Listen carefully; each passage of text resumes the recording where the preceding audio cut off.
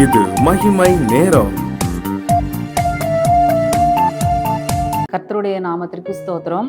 இந்த நாளிலும் கூட நாம் தியானிக்கும்படியாக தெரிந்து கொண்ட வேத வசனம் நியாயாதிபதிகள் 2ஆம் அதிகாரம் 15ஆம் வசனத்தின் பின்பாகம்.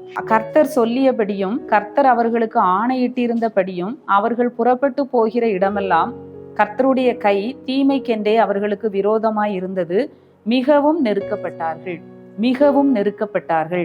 யார் மிகவும் நெருக்கப்பட்டார்கள் என்று சொல்லி நம்ம பார்க்கிற பொழுது இஸ்ரவேல் ஜனங்களை குறித்து நாம பார்க்கிறோம். ஆண்டவருடைய பிள்ளைகள், ஆண்டவரால் தெரிந்தெடுக்கப்பட்ட பிள்ளைகள். ஆண்டவர் இந்த இஸ்ரவேல் ஜனங்களை கானான் தேசத்திற்குள்ளாக அழைத்து கொண்டு வருகிறார். அங்க இருந்த கானானியர்களை துரத்திவிட்டு அந்த பாலும் தேனும் ஓடுகிற கானான் தேசத்திலே அவர்களை கொண்டு வந்து யோசுவா மூலமாக அவர்களுக்கு அந்த கானான் தேசத்தை பங்கிட்டு அந்த சுதந்திர வீதத்தை கொடுத்து அங்கே ஜனங்களை குடியமர்த்துகிறதை நாம பார்க்கிறோம். அப்போ அந்த ஜனங்கள் என்ன செய்கிறார்கள்? அந்த யோசுவா மரித்த பின்பு அந்த கானான் தேசத்திலே வந்து சேர்ந்த ஜனங்கள் யோசுவா உயிரோடு இருக்கிற வரைக்கும் ஜனங்கள் கர்த்தரை சேவித்தார்கள். அதன் பிறகு என்ன நடக்கிறது? கர்த்தரையும் அவர் இஸ்ரவேலுக்கு செய்த அவருடைய கிரியையையும் அறியாத வேறொரு சந்ததி அவர்களுக்கு பின் எழும்பிற்று. கர்த்தர் செய்த கிரியைகளை எல்லாம் அவங்க அறியல.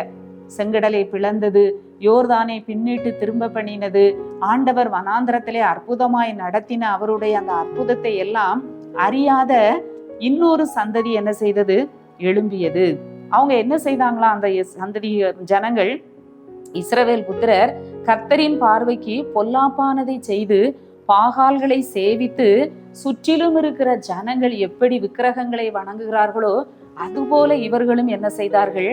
அந்நிய தேவர்களை பின்பற்றி பணிந்து கொண்டு கர்த்தரை கோபப்படுத்தினார்கள். நாம் வாழ்க்கையில நமக்கு ஏன் நெருக்கம் வருகிறது என்று சொல்லி நாம் நிதானித்து நாம் ஆராய்ந்து பார்க்க வேண்டும். ஏன் பலவிதமான போராட்டங்களையும் நெருக்கங்களையும் நாம் அனுபவிக்கிறோம்? கர்த்தரை விட்டு பின்வாங்குகிற பொழுது, கர்த்தரை மறக்கிற பொழுது, நாம் சோரம் போகிற பொழுது, கர்த்தருக்கு பிரியமில்லாத காரியங்களை செய்து அவருடைய கோபம் நம்மேல் எழும்பும் போது நம்ம வாழ்க்கையில என்ன செய்கிறோம்? நெருக்கப்படுகிறோம். இங்கே இஸ்ரவேல் ஜனங்கள் இதே காரியத்தை செய்தார்கள். அவங்க என்ன செய்தாங்க? கர்த்தரை மறந்து அந்நிய தேவர்களை சேவித்தார்கள். இன்னும் கூட கர்த்தருக்கு கோபம் ஊட்டினார்கள். கர்த்தரை விட்டு பாகாலையும் அஸ்தரோத்தையும் சேவித்தார்கள். உடனே ஆண்டவர் என்ன செய்கிறார்? இஸ்ரவேலின் மேல் கோபம் மூண்டவராகி அவர்களை அப்புறம் தங்கள் சத்துருக்களுக்கு முன்பாக நிற்கக்கூடாதபடிக்கு கொள்ளையிடுகிற கொள்ளைக்காரர் கையிலே ஆண்டவர் அவர்களை என்ன செய்கிறார்? ஒப்பு கொடுக்கிறார். அந்த கொள்ளைக்காரர்கள் இஸ்ரவேல் ஜனங்களை மிகவும் நெருக்கினார்கள். நம்ம பழையபடி நம்ம இந்த எகிப்துல நம்ம பார்க்கிறோம், யாத்ராகமத்துல இஸ்ரவேல் ஜனங்களை பார்வோன் நெருக்கி ஒடுக்கினான். அவர்களுடைய ஜீவன் அவர்களுக்கு கசப்பா இருந்தது. ஒரு விடுதலையை பெற்று கானானுக்குள் வந்த பிறகும் அவங்க அடிமைத்தனம் அவங்கள விட்டு என்ன செய்யல? போகல. அவங்க மிகவும் நெருக்கப்பட்டார்கள். கர்த்தருடைய கை அவங்க மேல தீமைக்கென்றே இருந்தது, அவர்களுக்கு விரோதமாக இருந்தது என்று சொல்லி பார்க்கிறோம். அநேக வேளைகளிலே நெருக்கமான பாதைகள் வரும்பொழுது நாம் சிந்தித்து பார்க்க வேண்டும். எந்த விஷயத்திலே நாம தவறி இருக்கிறோம்? எந்த காரியத்திலே கர்த்தரை நாம கோபப்படுத்தி இருக்கிறோம்? எந்த காரியத்திலே கர்த்தரை விட்டு பின்வாங்கி இருக்கிறோம் என்று சொல்லி நாம் சிந்தித்து பார்க்க வேண்டும். மிகவும் நெருக்கப்பட்டார்கள். ஆனாலும் நம்முடைய கர்த்தர் நம்மேல் அன்புள்ள ஒரு ஆண்டவர். அவர் என்ன செய்கிறார்? ஜனங்கள் நெருக்கப்படுகிற பொழுது நியாயாதிபதிகளை எழுப்பி அந்த நெருக்குகிற கொள்ளையிடுகிற கொள்ளைக்காரர் கைக்கு அவர்களை என்ன செய்தார்? ஆண்டவர் தப்புவித்தார்.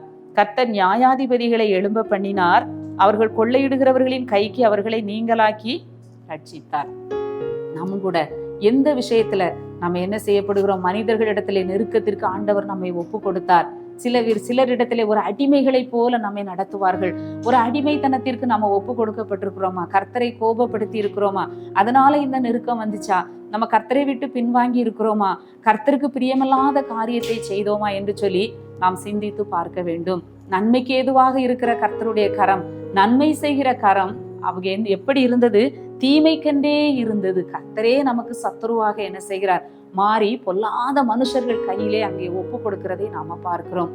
கொள்ளையிடுகிற கொள்ளைக்காரர் கையில் ஒப்பு கொடுக்கப்பட்டார்கள், நெருக்கப்பட்டார்கள். ஆனாலும் கூட ஜனங்கள் கர்த்தரை நோக்கி கூப்பிட்ட போது அங்கே ஆண்டவர் என்ன செய்கிறார்? கொள்ளைக்காரர் கைக்கு அவர்களை நீங்களாக்கி விடுவிக்க நியாயாதிபதிகளை எழும்ப பண்ணினார். நம்முடைய வாழ்க்கையிலும் கூட இப்படிப்பட்டதான ஒரு சூழ்நிலையிலே கர்த்தருக்கு விரோதமாக நாம நடந்து நாம நெருக்கப்பட்டு நாம ஒடுக்கப்படும் பொழுது, கர்த்தரை நோக்கி கூப்பிடும் பொழுது கர்த்தர் நமக்காக என்ன செய்கிறார்? நம்மை ரட்சிக்கிற ஒரு இரட்சகராக அதிலிருந்து நம்மை மீட்டு ஆண்டவர் வெளியே கொண்டு வருகிறார். இந்த காலை வேளையிலும் கூட ஆண்டவரே, என் வாழ்க்கையில என்ன குறை இருக்கிறது, ஏன் எனக்கு இந்த நெருக்கம் வந்தது என்று சொல்லி நாம் சிந்தித்து பார்ப்போம். எங்களை நேசிக்கிற நல்ல ஆண்டவரே, இந்த அருமையான காலை வேளைக்காக உம்மை துதிக்கிறோம், உம்மை ஸ்தோத்தரிக்கிறோம். இந்த நாளிலும் ஆண்டவரே, இஸ்ரவேல் ஜனங்கள் நெருக்கப்பட்டார்கள் என்று சொல்லி நாங்கள் பார்க்கிறோம். கர்த்தரை விட்டு பின்வாங்கினதுனாலே, உமக்கு பிரியமில்லாத காரியத்தை செய்ததினாலே, கொள்ளையிடுகிற கொள்ளைக்காரர் கையிலே நீர் அவர்களை ஒப்பு கொடுத்தீர் என்று சொல்லி வாசிக்கிறோம். எங்கள் வாழ்க்கையிலே ஆண்டவரே, இப்படிப்பட்ட ஒரு நிலைமையிலே நாங்கள் இருந்தோம் என்று சொன்னால் எங்களை நாங்கள் ஆராய்ந்து பார்க்க, கர்த்தரை நோக்கி கூப்பிட்டு நாங்கள் தப்பி கடந்து செல்ல ஆண்டவர் எங்களுக்கு உதவி செய்வீராக. இந்த நாள் முழுவதும் எங்களை பாதுகாத்து பொறுப்படுத்தி வழி நடத்தும். மீட்பர் இயேசு கிறிஸ்துவின் மூலம் ஜெபிக்கிறோம் நல்ல பிதாவே, ஆமென்.